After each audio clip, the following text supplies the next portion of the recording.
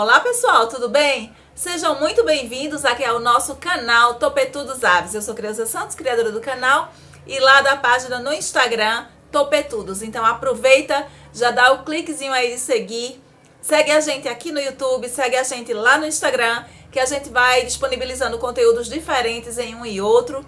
Lá no Instagram a gente sempre está nos stories falando sobre o nosso dia a dia e aqui no YouTube geralmente a gente coloca os vídeos mais aprofundados sobre temas que vocês pedem e sugerem. Então, aproveito também para convidar vocês a assistirem ao nosso projeto de leitura coletiva que está acontecendo, mas que a gente já tem uma playlist aqui no YouTube dos capítulos lidos de o livro Alex e Eu, da cientista Irene Pepperberg. E aí é a famosa e cultuada história de Alex, não apenas a história, mas toda a trajetória da cientista. Ela fala inclusive sobre a infância dela.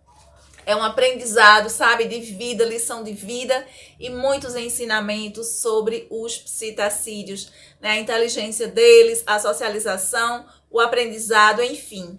É incrível, convido vocês a assistirem. Assistam lá, tá no seriado, tem capítulo 1, capítulo 2, capítulo 3.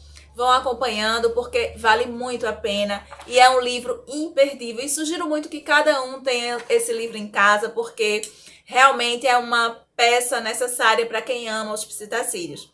Então, voltando para o nosso tema, o tema de hoje é um tema super pedido, vem sendo solicitado diversas vezes lá no Instagram e a gente finalmente está aqui gravando para vocês.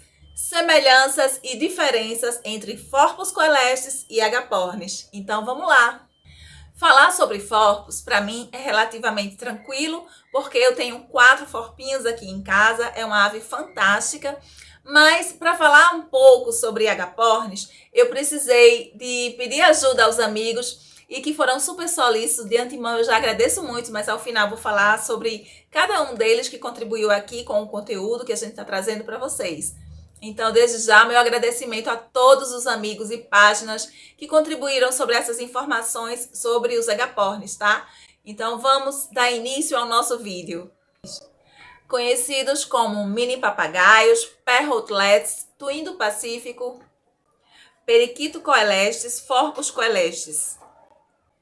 Eles são oriundos de florestas tropicais e são encontrados, eles ocorrem na Venezuela, Equador e Peru. Na natureza, eles são encontrados na cor verde, mas em cativeiro foram fixadas muitas mutações e eles são encontrados em diversas cores como azul, branco, fulvo, albino, lutino, pastel, arlequim e tantas outras. E do outro lado a gente tem lovebirds, pássaro do amor, inseparáveis, são os tão amados e conhecidos agapornis. Eles vieram da África, são encontrados na África, oriundos da África, e chegaram aqui ao Brasil e conquistaram o coração de muita gente. Os agapornis possuem 9 espécies: Roseicolis, Personata, Fischer, Liliane, Nigrigenes, Canus, Taranta, Pularius e Swindernianus. Uma curiosidade é que essa última subespécie é a única de difícil domesticação, porque ela depende de um figo africano disponível apenas em seu habitat natural. Então a gente vai analisar as semelhanças e diferenças entre os agapornis e os forpus de alguns pontos. A gente vai começar pelo porte.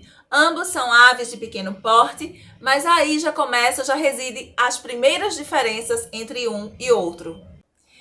Enquanto o forpus mede cerca de 13 centímetros e pesa em média 25 gramas, o agapornis mede cerca de 16 centímetros e pesa em média 50 gramas. O bico do forpus é bem grandinho e a parte de baixo do bico é horizontal e quando eles bicam, eles, além de fecharem, eles fazem uma tração, o que garante a eles um potencial muito destruidor nos seus bicos. Em contrapartida, o agapornis tem bem mais estrutura muscular do que os forpus. São aves mais parrudas, sabe? Eles são mais entroncadinhos e, obviamente, têm mais força do que os forpinhos.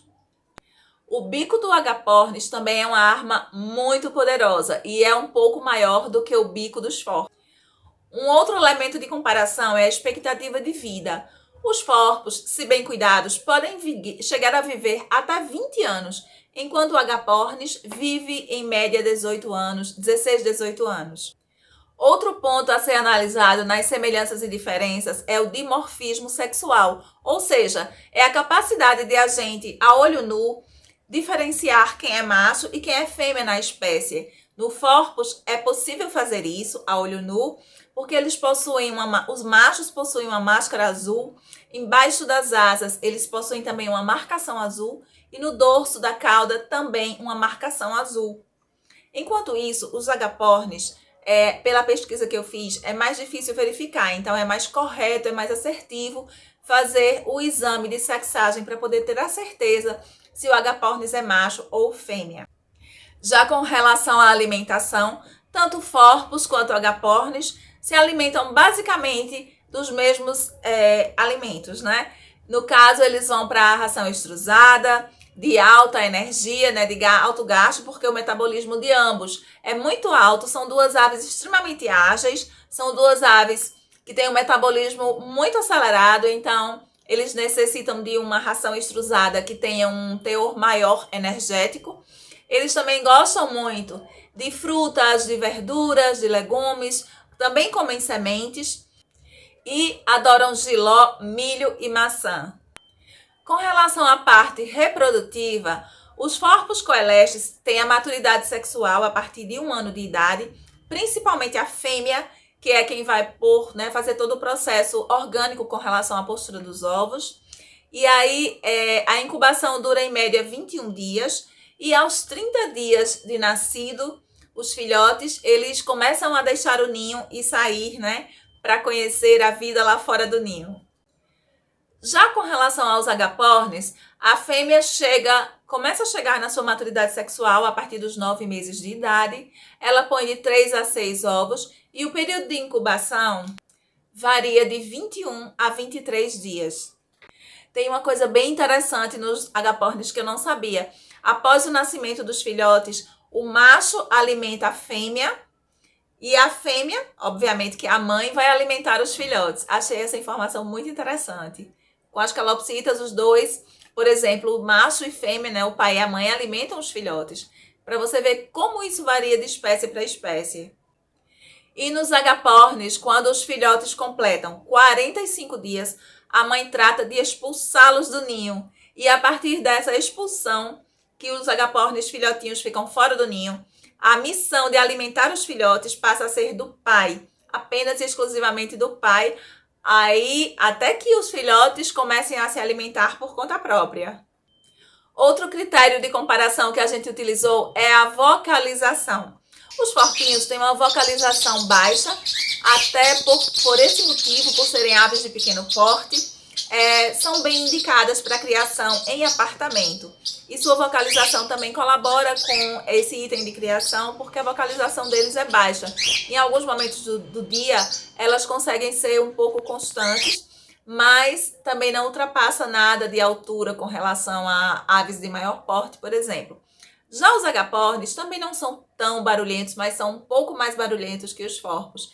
E o seu porte também proporciona uma criação em apartamento. É tranquilo, assim, relativamente tranquilo, considerando que criar um psitacídeo de toda forma, não importa que porte ele seja, vai demandar trabalho, alimentação, higiene, médico veterinário, enfim, tudo aquilo que a gente tem em diversos vídeos aqui no canal.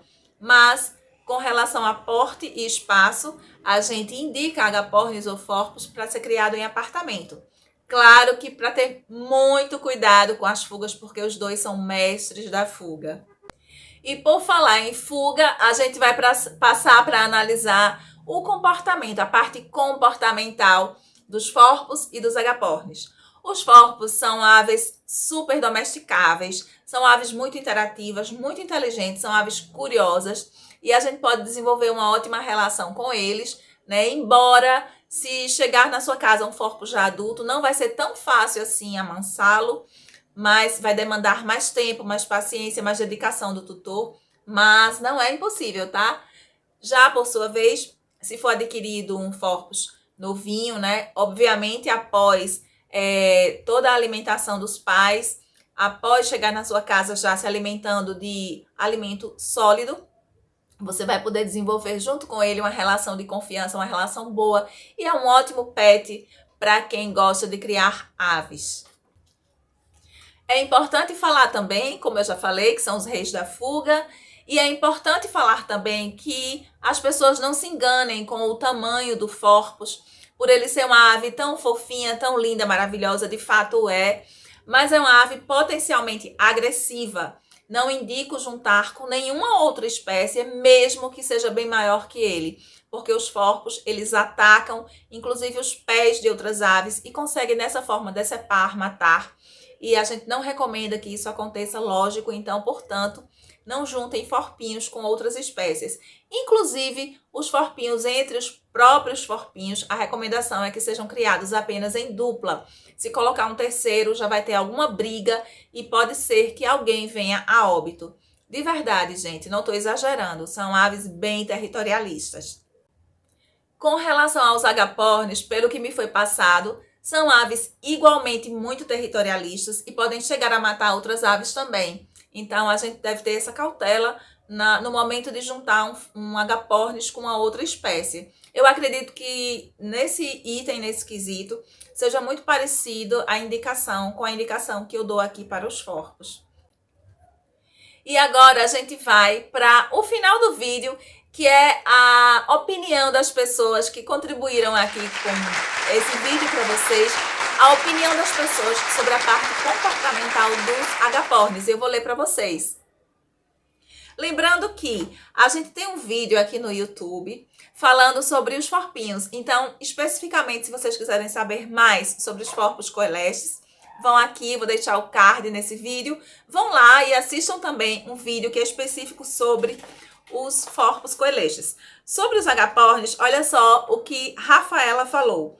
São muito territorialistas, chatinhos para comer e gritam bastante. Adoram cabaninhas e onde se esconder. Picotam qualquer papel. Tudo estimula para ninho. E qualquer coisinha que possa aparentar perigo é motivo de gritos para alarmar. São bem escandalosos. E o casal, um alimenta o outro na hora do carinho. São ligeiros demais e não pode dar mole que escapam. Carol falou, capetas, kkkk. Cado, Araújo. Muito inteligentes, teimosos e tem uma bicada que faz ver estrela. G Tavares, 01, falou, territorialista, muito esperto, aprende muito rápido, muito espoletas, temperamentais. Ciumentos demais, não pode pôr com outras aves. Acho que nem com supervisão. E como o nome diz, são muito amor com os parceiros e tutor. Tatá por Deus 12 falou, tenho 2 casais de agapornis em torno de 6 anos. As fêmeas são bem territorialistas, são danados, curiosos. Os meus são soltos, quando pegam confiança são um grude. Gostam de destruir brinquedos, parede, etc. Gustavo Oliveiras Z falou, territorialistas. E Diego Alves, que é a pessoa que nos cedeu essas fotos lindas de agapornis que vocês viram ao longo desse vídeo, falou, extremamente territorialistas, tem períodos do dia que fazem muito barulho, bagunceiros. Se forem pets e criados sozinhos, ficam super apegados aos tutores. Personalidade forte, teimosos. Alguns conseguem imitar sons. Machos são mais tranquilos, as fêmeas são mais bipolares. Com relação à regulamentação, a gente vê que no Brasil, tanto os agapornis quanto os Forpus coelestes são aves exóticas, então elas necessitam que sejam compradas, adquiridas em criadouros, que venham anilhadas e que tenham nota fiscal. É isso, gente. Eu espero que vocês tenham gostado do vídeo. Finalmente está saindo, mas a gente fez com muito carinho. E quero mais uma vez agradecer a colaboração de todos os amigos que enviaram para a gente, né, informações sobre os agapornis. E aí eu convido vocês, né, que estão chegando agora no nosso canal, para se inscreverem se gostarem do nosso conteúdo, curtirem os nossos vídeos e maratonarem, que a gente tem várias playlists sobre vários aspectos com relação ao manejo de psitacídeos. É isso, até o próximo vídeo, muita saúde para as nossas aves e tchau, tchau!